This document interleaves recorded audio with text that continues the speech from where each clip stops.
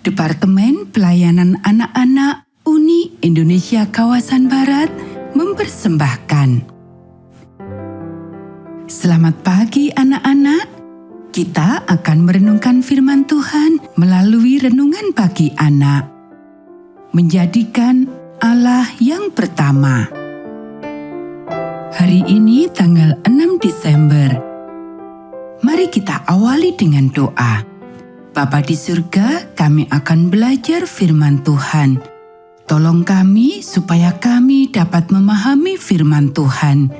Dalam nama Tuhan Yesus kami berdoa. Amin.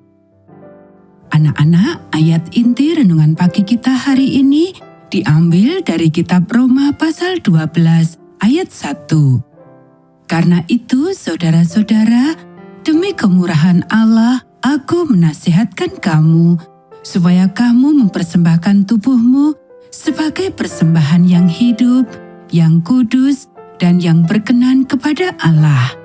Itu adalah ibadahmu yang sejati. Bagi sebagian orang, tidak merokok itu merupakan pengorbanan. Sedangkan bagi orang lain, tidak membaca komik merupakan pengorbanan atau tidak menonton.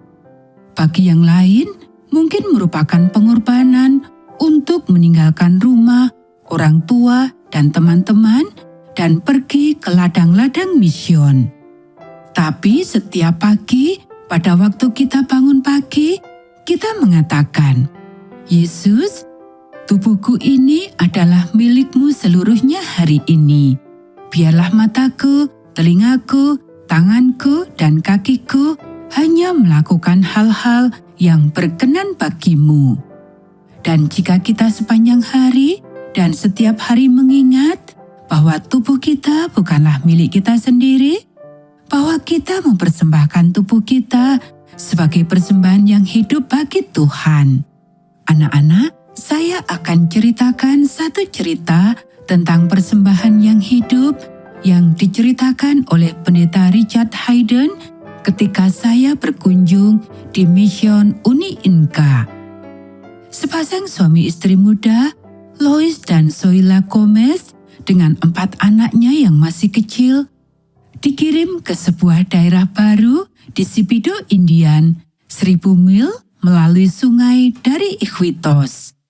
Satu-satunya penghubung dengan dunia luar yaitu sebuah perahu kecil yang datang dari Iquitos dan melalui tempat mereka 2 bulan sekali. Tuhan memberkati pekerjaan mereka dan tidak lama mereka sudah membuka sekolah bagi anak-anak dan pada malam hari diadakan kelas-kelas bagi orang dewasa.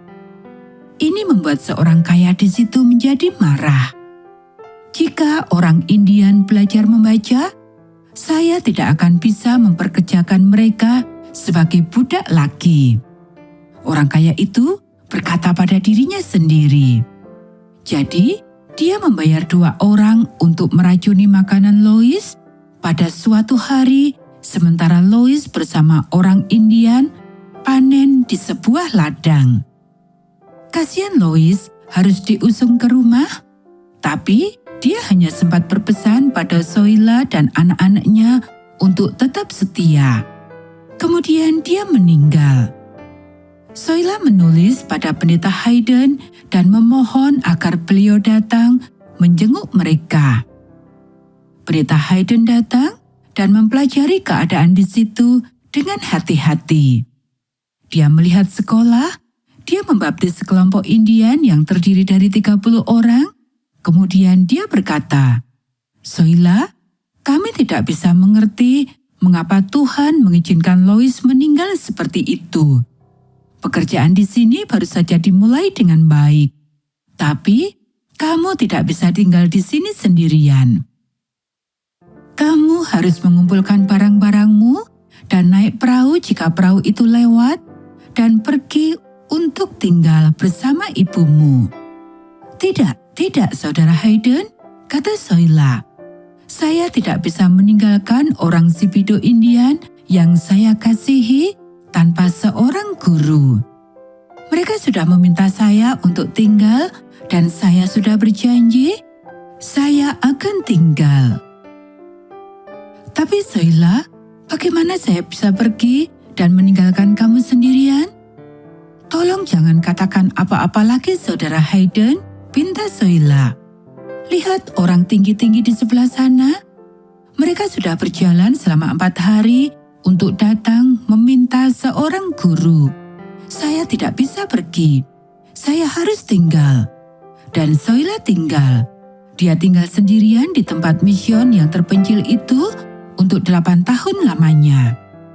Lalu sepasang suami istri misionari baru datang menggantikan tempat Soila, dan Soila membawa keluarganya ke sekolah kita dekat Lima, Peru untuk menyekolahkan anak-anaknya. Saya berkesempatan untuk berjumpa dengan Soila di sana.